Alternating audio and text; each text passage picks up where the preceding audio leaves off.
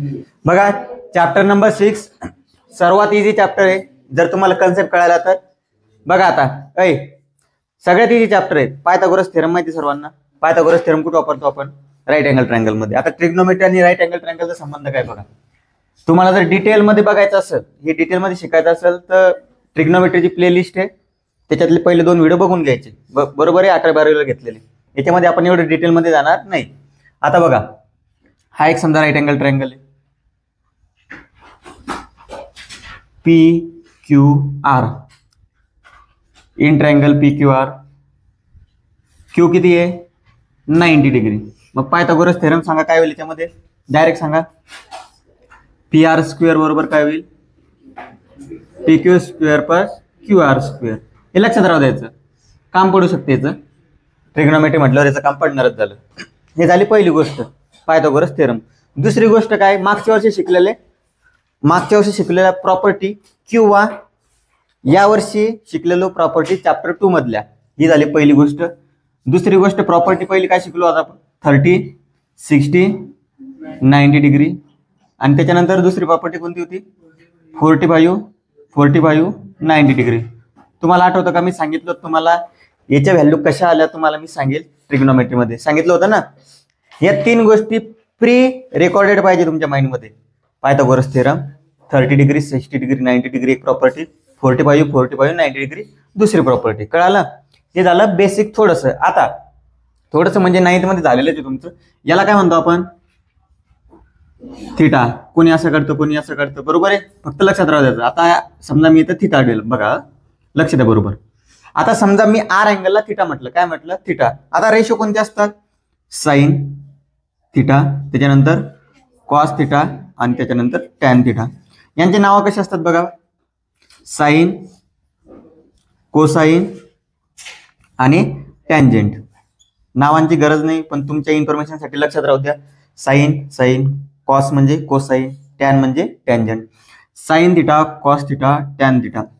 नेहमी यूज मध्ये असणारे हे 3 आहे. नेहमी यूज मध्ये असतात हे 3, साइन, कॉस आणि टॅन. याचे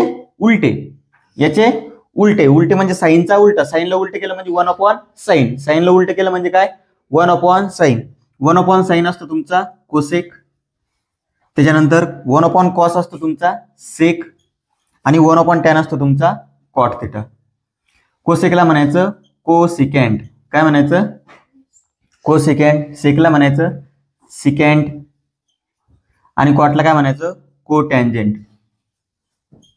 हे लक्षात राहू द्यायची काही तुम्हाला गरज नाही, फक्त तुमच्या इन्फॉर्मेशनसाठी की काय म्हणतात बघायला. कोसेक म्हणजे काय, सेक म्हणजे काय. हे बघा कोसेक, सेक, कॉट, टॅन, कॉस आणि साइन. हे आता यांचे फुल नेम आहे. आता लक्षात राहू द्यायचं, याला समोरच का लिहिलं मी? साइनचा उलटा हा आहे. साइनचा उलटा कोण आहे? कोसेक. कॉसचा उलटा कोण आहे? सेक. आणि टॅनचा उलटा कोण आहे? कॉट. लक्षात राहू द्या गोष्टी. आता बघा sine theta, cos theta, tan theta. Sine theta, theta जिथं असला, थिटा कुठे? इथे. लक्ष द्यायचं बरोबर. थिटा कुठे? इथं. साइन थिटा हा आहे तुमचा. थिटाच्या ऑपोजिट बाजू कोणती दिसते तुम्हाला? मला सांगा ऑपोजिट. याच्या ऑपोजिट बाजू कोणती आहे? PQ. लक्ष द्या, कोणती आहे? PQ. साइन थिटा असतो तुमचा ऑपोजिट साइड अपॉन हायपोटेनस. काय असतं? Opposite side upon hypotenuse. बरोबर लक्ष द्या. एकदा समजलं की प्रॉब्लेम काहीच जाणार नाही चॅप्टर मध्ये. थिटाच्या ऑपोजिट कोण आहे? PQ. ऑपोजिट साइड आली तुमची PQ. हायपोटेनस तर सगळ्यांना माहित असतो, 90च्या समोरचा म्हणजे हायपोटेनस PR. कळालं? अजून जर कोणाला हायपोटेनस खूप मोठी गोष्ट वाटत असेल तर Q जो अँगल आहे 90 डिग्री, तो अँगल सोडून द्यायचा, उरलेला तुमचा हायपोटेनस.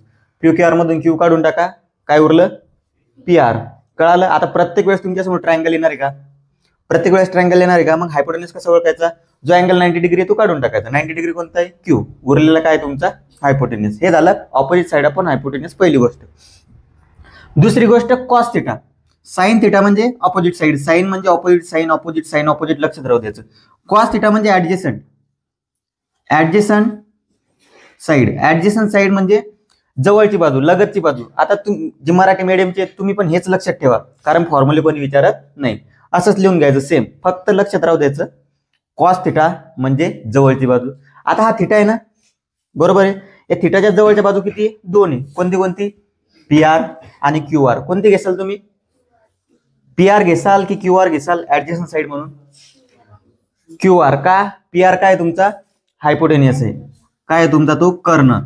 ऍडजस्टंट साइड थिटाची नेहमी असते हायपोटेनियस सोडून. हायपोटेनियस सोडला, पी आर सोडला, तर थिटाच्या जवळची बाजू कोणती आहे? Q R. ऍडजस्टंट साइड म्हणजे तो थिटा कोणाकोणामुळे बनलेला आहे? कोणाकोणामुळे बनलेला आहे? तो पी आर आणि क्यू आर. पी आर घेणार आहे का तुम्ही? नाही. काय तुमचा? काय येतो? कर्ण. हा झाला तुमचा सेकंड. कळालं? आता टॅन थिटा. बस हे दोनच मेन आहे. सगळ्यात मेन हे दोन. या दोनवरून बाकी सगळे ऑटोमॅटिक बनतात. कसे बनतात बघा आता. Sine theta upon cos theta. Sine theta upon cos theta. लक्षात राहू द्यायचं. याला म्हणायचं टॅन थिटा. काय म्हणायचं? Tan theta. हे एक रिलेशन झालं तुमचं. काय रिलेशन झालं? Sine theta upon cos theta combine मध्ये काय बनत असतो? Tan theta. आता बघा लक्ष द्या बरोबर. Sine theta upon cos theta जर अपॉन मध्ये घेतला आपण,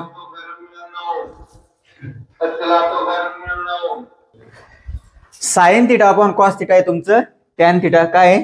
टॅन थिटा. हा झाला फॉर्म्युला. काय? हा फॉर्म्युला. आता लक्ष द्या बरोबर. Sine theta upon cos theta जर घेतलं मी असं, बरोबर आहे, मग इकडे पण हे घ्यावं लागेल. असं घेतलं काही, बरोबर आहे. अपॉन मध्ये मग हायपोटेनियस, हायपोटेनियस काय झाला? कॅन्सल. उरलं काय मग? Opposite side upon adjacent side. Opposite side upon adjacent side. समजलं? काय उरलं? Opposite side upon adjacent side. का? Sine theta upon cos theta असतं टॅन थिटा. त्याच्यामुळे तुमचं उरलं हायपोटेनियस, हायपोटेनियस कटून गेलं. उरलं फक्त opposite side upon adjacent side. आता थिटाच्या ऑपोजिट कोण आहे? P Q. आणि थिटाच्या ऍडजस्टंट कोण आहे? Q R. म्हणजे एक गोष्ट लक्षात ठेवायची, टॅन्जंट आणि को टॅन्जंट. बघा टॅन्जंट हा टॅन्जंटचाच भाऊ आहे, को टॅन्जंट. बरोबर आहे. टॅन्जंटचा आणि टॅन्जंटच्या भावामध्ये हायपोटेनियस येणार नाही, कधीच येणार नाही.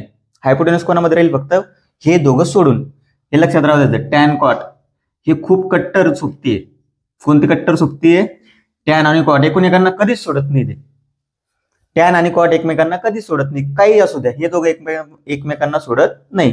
यांच्यात भांडणं होतात. कशी होतात ते सांगेल तुम्हाला 11वी मध्ये. हा, टॅन आणि कॉट. कळालं हे? आता टॅन आणि कॉट काय? एकमेकांचे उलटे. काय? उलटे. कॉस आणि सेक काय? एकमेकांचे उलटे. साइन आणि कोसेक एकमेकांचे उलटे, रिव्हर्स आहे. मग साइन थिटा जर ऑपोजिट साइड आपण हायपोटेनियस, कॉस थिटा काय होईल रे? Upon opposite side. सांगा मग इकडे काय होईल? P R upon P Q. Same. Sec कोणाचा उलटा आहे? कॉसचा. मग सेक काय होईल? Hypotenuse upon adjacent side. सगळं पाठ करायचं गरज नाही तुम्हाला. पाठ फक्त दोनच ठेवायचे लक्षात. हे दोन लक्षात ठेवायचे. याच्यावरून हे लक्षात ठेवायचं. याच्या उलट कोण आहे? याच्या उलट कोण आहे? आणि याच्या उलट कोण आहे? याच्या उलट कोण राहील? Cot. Adjacent side upon opposite side. एक गोष्ट नेहमी लक्षात ठेवा, कॉट आणि टॅन मध्ये हायपोटेनियस येत नाही. हायपोटेनियस किती आलेला आहे? P R upon Q R. त्याच्यानंतर Q R upon P Q. कळालं इथपर्यंत? आता तुमच्या बुक मध्ये एक डायग्राम दिलेली आहे बघा. पहिली डायग्राम दिलेली आहे, बरोबर आहे. 124 पेज नंबर. पहिली डायग्राम दिलेली आहे. पहिल्या डायग्रामचे आन्सर तुम्ही सांगा मला. आता सांगा. पहिल्या डायग्राम मध्ये बघा, साइन थिटा बरोबर येईल तुमचं एबी अपॉन एसी. कारण थिटाच्या अपोजिट बाजू कोणती आहे? एबी. आणि हायपोटेनियस कोणता आहे? एसी. कॉस थिटा सांगा काय येईल? BC upon AC. कारण बीसी तुमची ऍडजस्टंट साइड झाली. त्याच्यानंतर टॅन थिटा काय येईल? AB upon BC. समजलं? कळालं का? क्लिअर झाल्या या गोष्टी? हा, आता इथं परत खालच्या बघा, खाली तुम्हाला सेकंड नंबर मध्ये complete the relation in ratio given below. Sign theta upon cos theta म्हटलेलं आहे. इकडे बघा, sine theta upon cos theta काय येईल? मग तिथे टॅन थिटा. बरोबर. इथपर्यंत क्लिअर आहे? हा, बाकीचे ते सांगतो, तोपर्यंत हे लिहून घ्या. आता हे झालं आपलं ट्रायंगल वरून व्हॅल्यू काढणं. ऑपोजिट साइड, ऍडजसंट साइड सगळं लक्षात राहू द्यायचं. आता 2-3 तुमचे बघा, 10वी मध्ये ट्रिग्नोमेट्री शिकणं म्हणजे खूप इम्पॉसिबल आहे. कारण ट्रिग्नोमेट्री खूप मोठा सब्जेक्ट आहे. त्याच्यासाठी तुम्हाला छोट्या छोट्या गोष्टी दिलेल्या आहेत, तेवढ्याच फक्त लक्षात राहू द्या. आता हे दिलेलं तुम्हाला रिलेशन सांगून देतो पटापट. कसं आलं, काय आलं याचा विचार सध्याच करू नका, कारण वेळ चालला जाईल त्याच्यामध्ये. साइन थिटा असतं तुमचं कॉस 90 मायनस थिटा. काय असतं? 90 मायनस थिटा. या बॉक्समध्ये काय येईल मग तुमचं थिटा. त्याच्यानंतर सेम रिलेशन फक्त लक्षात राहू द्यायचे हे, कारण हे फंक्शन असतात एकूण को फंक्शन म्हणतात त्याला आपण. Cos theta is equal to असतं सेम याच्या उलट साइन 90 मायनस इथं पण काय येईल तुमचा थिटा. लक्षात राहू द्यायचं साईनची व्हॅल्यू असते कॉसचा 90 मधून अँगल मायनस करायचा, कॉसची व्हॅल्यू असते साईनच्या 90 मधून अँगल मायनस करायचा. त्याच्यानंतर चौथं दिलेलं आहे तुम्हाला टॅन थिटा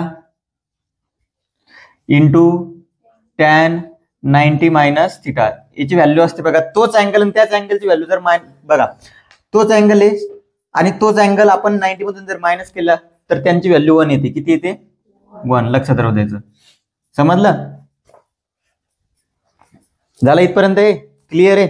आता हे तुम्हाला कोणी समजा विचारणार तर नाही, शक्यतो विचारणारच नाही, एमसीक्यू वगैरे काहीच राहत नाही. हे फक्त इन्फॉर्मेशन साठी जनरल इन्फॉर्मेशन तुमच्या लक्षात राहू द्यायचं.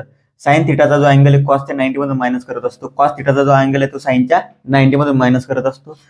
तेच फंक्शन आणि त्याच अँगलचा 90 मधून मायनस केलेला अँगल यांची व्हॅल्यू किती येते 1. एवढं लक्षात राहू द्या. आता याच्यानंतर सगळ्यात मेन त्याला म्हणतो आपण आयडेंटिटीज. काय म्हणतो? आयडेंटिटीज. सगळ्यात बेसिक आणि सगळ्यात जास्त यूज होणाऱ्या फॉर्म्युले म्हणा किंवा आयडेंटिटीज म्हणा. ट्रिग्नोमेट्रिक आयडेंटिटीज पहिली आहे 1. बघा विसरायचं नाही आला आता. Sine square theta plus cos square theta याची व्हॅल्यू असते 1. किती असते 1. लक्षात राहू द्या. Sine square theta plus cos square theta यांची व्हॅल्यू 1. ही झाली पहिली identity. Second 1 plus tan square theta part करावं लागेल is equal to sec square theta. ही झाली दुसरी. आणि तिसरी आहे ह्या पार्ट करावं लागेल. याच्यावर क्वेश्चन राहणार म्हणजे राहणार 101%. या 3 गोष्टीवर क्वेश्चन आहे तुम्हाला. 1 plus cot square theta is equal to cosec square theta. या 3 ट्रिग्नोमेट्रिक आयडेंटिटीज पार्ट करून घ्यायच्या. याच्यावरती आपल्याला क्वेश्चन सोडवायचे. समजलं? हे घ्या लिहून एवढं. हे झालं. बघा परत सांगतो याच्यावर तुम्हाला आला तर येईल 1% मध्ये. 99% याच्यावरती काहीच क्वेश्चन राहणार नाही, काहीच नाही, रिकाम जागा नाही, काही नाही, काही नाही. फक्त हे याच्यावरती क्वेश्चन राहतील. हे फॉर्म्युले किंवा आयडेंटिटीज म्हणू शकता.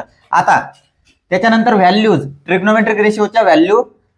आता तुम्हाला काही बघा जास्त व्हॅल्यूची गरज नाही, पण जनरली लक्षात राहू द्या कसं करायचं. हे असतं साइन थिटा, त्याच्यानंतर कॉस थिटा आणि टॅन थिटा. लक्ष द्या मी कशा व्हॅल्यू काढतो बरोबर लक्ष द्या.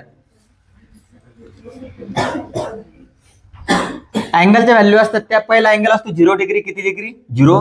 त्याच्यानंतर 30, त्याच्यानंतर 45, 60 आणि 90 डिग्री. बरोबर आहे.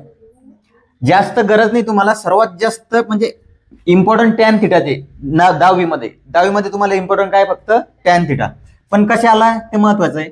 आता याच्या व्हॅल्यू कशा आल्या काय आल्या एवढं डिटेलमध्ये जाऊ नका. फक्त एवढं लक्षात राहायचं साइन थिटाचा टेबल लक्षात ठेवायचा. कोणता लक्षात ठेवायचा? Sine theta. बघा हे असतं तुमचं 0. काय असतं 0. 1/2, 1/√2, √3/2 आणि हे असतं 1. अशी ही सिरीज लक्षात ठेवायची. एक्झाम मध्ये अशी सिरीज लिहून घ्यायची रफ वर्क मध्ये. 0, 1/2, 1/√2, √3/2, 1. जेव्हा क्वेश्चन आला तेव्हा लिहून घ्यायचं. कळालं का? बघा परत सांगतो 0, 1/2, 1/√2, √3/2, 1. ही झाली सिरीज. यालाच उलट लिहायचं. हा पाठ करा. बाकी सगळ्या कशा येतात सांगतो तुम्हाला. एवढं पाठ करा. याला उलट लिहिता यायचं. 1 √3/2, 1/√2, 1/2, 0. समजलं? आता तुम्हाला एक गोष्ट सांगितली होती मी. काय सांगितली होती? Sine theta upon cos theta is equal to काय असतं टॅन थिटा. 0/1 0. लक्षात राहू द्या. दरवेळेस सांगत आलेलो आहे तुम्हाला एनिथिंग अपॉन 0 आन्सर काय येईल. सॉरी याचा आन्सर इन्फिनिटी येईल बाई. हा आणि 0 एनिथिंग 0. बरोबर आहे. 0 sign theta upon cos theta 0/1. 0/1 answer काय तर 0. एनिथिंग अपॉन 0 इन्फिनिटी म्हणजे नॉट डिफाईन. इन्फिनिटी म्हणजे आपण ते आन्सर कॅनॉट बी डिफाईन सांगू शकत नाही म्हणून त्याला इन्फिनिटी म्हणतो. आता बघा sine theta upon cos theta लक्षात ठेवायचं. टॅन थिटासाठी 2 ऑप्शन असतात त्याच्यावर. पहिला ऑप्शन सगळं पाठ करा. पहिला ऑप्शन काय आहे? सगळं पाठ करा. दुसरा ऑप्शन काय आहे? ट्रिक लक्षात ठेवा किंवा कन्सेप्ट लक्षात ठेवा. कन्सेप्ट काय? साइन थिटा कॉस साईनचं फंक्शन असतं म्हणून ते उलट होत चालतं. तुम्हाला सांगितलं होतं मी आता, sine theta is equal to sine 90 minus theta. आठवतं का? आता घेतलं ना आपण, sine theta is equal to sine cos 90 minus theta. हा इथे यूज बघा कसा. साईन 45 जर घेतलं मी, साईन 30 घेऊ आपण. किती घेऊ? साईन 30. मग कॉस किती होईल? 90 मायनस 30 किती होईल? मग तो कॉस 60. बघा साईन 30 हा अँगल इथं टाकला, 90 मायनस 30 झाला कॉस 60. बघा साईन 30 ची व्हॅल्यू कॉस 60 ची असेल. आहे का? समजलं? पण एवढं डिटेलमध्ये लक्षात ठेवू नका तुम्ही, फक्त कसं आला तेवढं लक्षात राहू द्या. काय आणि इन्फिनिटी हा मेन. इन्फिनिटीचं पण गरज नाही तुम्हाला. टॅनमध्ये ह्या दोन व्हॅल्यू विचारत नाही, शक्यतो विचारत नाही ह्या दोन व्हॅल्यू टॅनमध्ये. कुठे? टॅनमध्ये विचारणार नाही त्या. आता बघा sine theta upon cos theta 30 degree साठी 2 कॅन्सल. काय उरलं वरती? 1, खाली काय उरलं? √3. आता 1/√2 सारखंच आहे, म्हणजे काय उरला? फक्त 1. कळालं ना? फ्रॅक्शन मध्ये सगळं कॅन्सल झाल्यावर उरेल काय? फक्त 1. इथं बघा 2 कॅन्सल. √3/1 म्हणजे काय? √3 आणि 1/0 काय आन्सर? इन्फिनिटी. बघा परत सांगतो काय केलं तर. काय केलं आपण? साईन थिटाची लाईन लिहून घेतली. 0, 1/2, 1/√2, √3/2, 1 लिहिलं. कॉस थिटाला उलट लिहिलं, 1, √3/2, 1/√2, 1/2 आणि 0. साईन थिटा काय असतं? सॉरी, टॅन थिटा काय असतं? Sine upon cos. म्हणून आपण साईन अपॉन कॉस केलं. 0/1 ती टॅनची व्हॅल्यू आली 0. 1/2 √3/2, 2 कॅन्सल. 1/√3 ही व्हॅल्यू आली 30 डिग्री साठी. 1/√2, 1/√2 आन्सर काय आलं? 1. 2 डिनॉमिनेटर मध्ये कॅन्सल, फक्त न्यूमरेटर उरला √3/1 म्हणजेच √3. याच्यात सर्वात मेन व्हॅल्यू तुम्हाला 10वीला या तीनच व्हॅल्यू आहे, ह्या तोंडपाठ असल्या पाहिजे.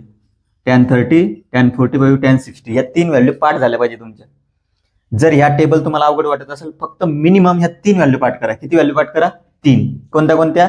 tan 30 म्हणजे 1/√3, tan 45 म्हणजे 1 आणि tan 60 म्हणजे √3. आता टेबलमध्ये क्वेश्चन नंबर 4 बघा आणि व्हॅल्यू सांगा तुम्ही पटापट. याच्याकडे बघा आणि व्हॅल्यू सांगा. Sine 30 1/2, cos 30 √3/2, tan 30 1/√3, sine 60 cos 45 1/√2 आणि tan 45 1. कळालं? ते 4 तुम्हाला पेज नंबर 124 वरचं सगळं सांगितलं. रिकाम्या जागा, ब्लँक पेसेस हे लिहून घ्या. आता उद्यापासून आपण क्वेश्चन घेऊ.